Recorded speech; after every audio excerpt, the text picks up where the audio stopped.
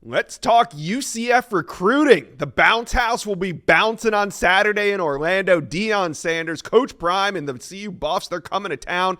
It's going to be a must-watch game for me. Also, recruits, there's going to be a lot of them there. A lot of talent on the sidelines watching this one as well. Who's going to grab this opportunity, though? The winner of this game is going to have a leg up in recruiting because there's going to be a ton of talent from the state of Florida on the sidelines. It would be a huge win for UCF at home. It'd be a big win for the Buffs on the road. I'm going to talk about it with Philip Dukes of the 5-Star Flex. But first, guys, do me a favor and hit subscribe to the On3 Recruits channel. We are the best recruiting channel on all of YouTube. So jump on and hit subscribe for me, please. All right. Let's bring on Philip Dukes of the 5-Star Flex. Now, 3:30 kickoff from Orlando. Going to give these recruits plenty of time to get there. What type of turnout are you expecting for this UCF Colorado game? Is it going to be like one of these destination games that we see in Miami, in Tallahassee, in Gainesville? Is Orlando going to have that feel to it this weekend? Absolutely. You got to think UCF has been recruiting not just Florida, but they've been recruiting with the Southeast imprint, where Orlando, where a lot of people grow up taking at least one road trip to Disney World. So think about it, 6 hours from Atlanta, a few hours from Mobile, not that far from Montgomery, Alabama. There are so many players and teams that are focused on this game, not just because of UCF, but because of the show that comes with Colorado and Coach Prime. So this is definitely an opportunity for UCF to show what they do. And I think it's a destination game because the Bounce House is one of the more underrated game day experiences that you'll have in college football, and I think UCF is ready to show the world how to really kick it in Orlando. Yeah, it is an underrated. And you know what? I haven't been to Boulder, I haven't been to Folsom Field, but I've been on the sidelines for those UCF games, and you don't realize how close the fans are. It's like it much like Folsom Field, it's one of those old school college football stadiums, even though it was built probably like about 15, 20 years ago, but it has an amazing atmosphere. So that being said, you nailed it. UCF has had a solid footprint in the South really since Gus Malzahn took over. What type of recruiting culture has he brought to UCF? I think he has a good blend. Like, even if you look at the defensive side of the ball, he's got young guns. He's got a guy. Look at his defensive coordinators. You get a guy like Addison Williams, who is young, from the Atlanta area, one of Cam Newton's best friends. He's always been able to parlay that into helping. You know, if anybody can get Cam Newton on the phone, people at other schools call Addison and D. Law, who's also on UCF staff, to get Cam Newton on the phone. So that's how he's been able to be successful in the Atlanta area. But then you balance him out with the guy like Ted Roof, a grizzled veteran, somebody who knows what parents are looking for. So I think that's what he's been able to do. He's always identified people. If you go back to what Gus Malzahn did at Auburn, he paired a guy like Travis Williams with a Kevin Steele, and that's how the defense was able to maintain a level of continuity where they were always in the game. Maybe not the championship level defense, but they were always a threat to win double digits. So I think he's done the same thing at UCF by being able to create a blend of youth and veteran leadership. I think that's why you're seeing more and more recruits choose UCF. And we are here looking at some big names on campus. Quarterback Landon Duckworth from the 26th cycle, number 12 quarterback in the country.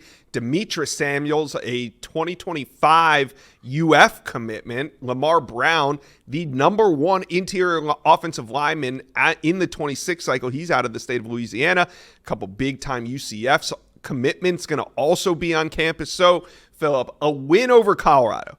It'd be impressive to these recruits on the sidelines for UCF. Would they, in a way, with UF and FSU having the seasons that they are, could you see UCF making a play for some of these commits? I mean, we see Demetrius Samuel on campus this weekend. He's one. There could be others. How do you feel about kind of where UCF lies in the hierarchy of the Florida schools right now?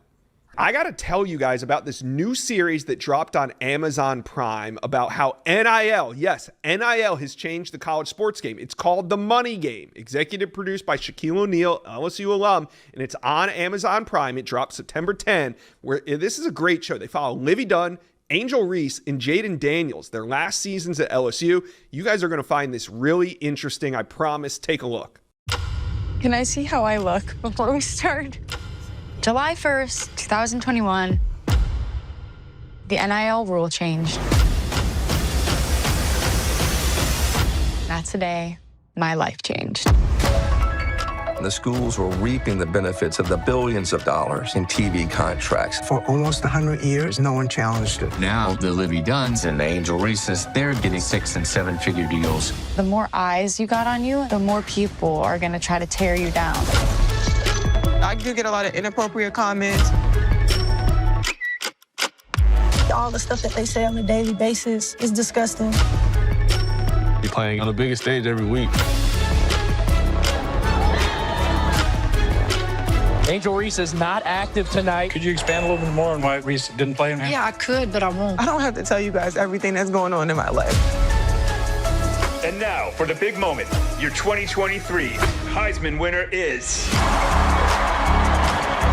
I guarantee there's some girl out here who's trying to get their hooks into Jaden Daniels. I'm not going to let anybody take my focus from the game.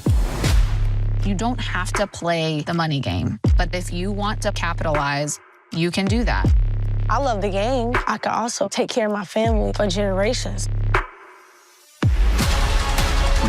We thought of everything that would happen in NIL. I would have $100 in my account as one of the star athletes at LSU, and I was confused why. Reebok is a question mark. They didn't reach out to you? No. The whole team is so excited to have you. These athletes are in a pressure cooker. I remember saying that I wanted to be done, but winning is addicting.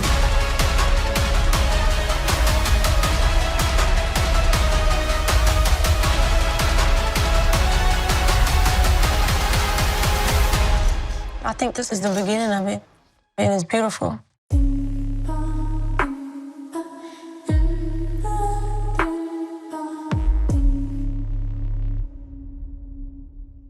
There it is. I told you. Looks good, doesn't it? The money game. Amazon Prime. It's an inside look at NIL in a way that we have never seen it before. Amazon Prime gives you a raw, real look at how NIL is shaping NCAA sports and the lives of these athletes that are participating in it. And it's 6 parts. It's not just one. You can't tell a great story in one part. This is 6 parts. It's Amazon Prime. The money game. Go watch it. Man, I think right now I did a piece on UCF. I did a piece on Florida schools before the season. It may have been April, where I ranked each experience in recruiting, whether it be the coaching staff, as far as the relatability, whether it be the job security, whether it be the game day experience. UCF actually finished second at the time in a lot of those scenarios, and it's because what they're doing on and off the field. By joining the Big 12, you absolutely give UCF is no longer little brother when it comes to recruits and playing in big-time games. They always had to wait to a bowl game or they were somebody's off game in the season. Now they're playing big-time competition every week. And so that's something that Florida State can't say anymore about UCF. That's something that Florida can't say anymore about UCF. They can no longer say, you can't play in a big game. You won't be seen on television when it comes to UCF. Now you think about job security. Who has the most secure job in Florida? Miami's, right outside of Mario Cristobal and what they're doing coming into the season, there were people unhappy with Cristobal as well. Absolutely. I think Gus Malzahn is the most secure coach in Florida right now. That's another thing you can sell. You get a win against Colorado, you start to see more of the national media pay attention to UCF. Let's say KJ Jefferson gets off. He continues to play well. Then you start to see him in some of those. Oh, RJ Harvey. Then you start getting people in the national conversation about particular players, and that all plays into what they can use as recruiting tools to say, hey, right now we're the number 2 team in Florida. Of course, Miami is number 1, but we're number 2, and I think that'll bode well for them going forward. All right, give me your prediction. Colorado versus UCF this Saturday, 3:30, Orlando, Florida. How do you see it playing out? You know what? Vegas says UCF by 15. I don't think it's going to be something's fishy about that. Either they're going to blow them out or not. I'm still in between, so I'm going to do this. Don't call me a wuss. I'm predicting overtime. How about that? Hey, that last week's thriller in overtime against Baylor. Yeah, I think it's going to be a 1-score game. Could go either way. I'm going to go with the Knights at home. but I do think it's going to be a close game. I think Colorado's been really impressive. I can't wait to watch Travis Hunter, the best player in all of college football, hands down. I mean, the fact that just the little things that he does, like making that play at the end of the game in overtime. Yeah, he went for over 120 yards through the air, touchdowns, whatever, but forcing that fumble. I mean, his ability to make an impact in games is I just sit there and laugh. I mean, I can't do anything but laugh because it's so unexpected. But you also do expect it. In the big moments, you expect Travis Hunter to make the play, and he has so far. It's been really fun to watch. We'll see what happens. I'm really excited about this game. Phillip Dukes with the 5-star flex. What do you guys got going on this week on your show? Man, so I loaded up. I got Andy Staples. I got Andy Staples on. I've got Steve Wiltfong going crazy. Got a great interview with Nebraska commit Pierce Mooberry, who's a Nebraska legacy. A really, really good interview with Keldrick Falk talking about from Auburn, budding star of a defensive lineman. So it's a lot going on the 5-star flex. And I also wanted to give a note on Travis Hunter. So I'm at an NFL event last night, and I'm talking to a very prominent agent. And this guy says Travis Hunter is so good that you have to protect him from himself. He doesn't know that he's not supposed to take on those running backs the way that he does. He says when we talk about Travis Hunter, he's a 50-20 type guy, that whatever side of the ball that he does choose, he's going to play 50. You're doing yourself a disservice in the NFL if you don't make him 50-20 and let him play both ways. But it has to be either 50 on offense, 50 on defense, and 20 the other way. But he was adamant about how special, and the words that he used is he's a psycho for football. And it kind of reminds you of Kobe Bryant. And I just thought I'd share that because this is a really big-time agent.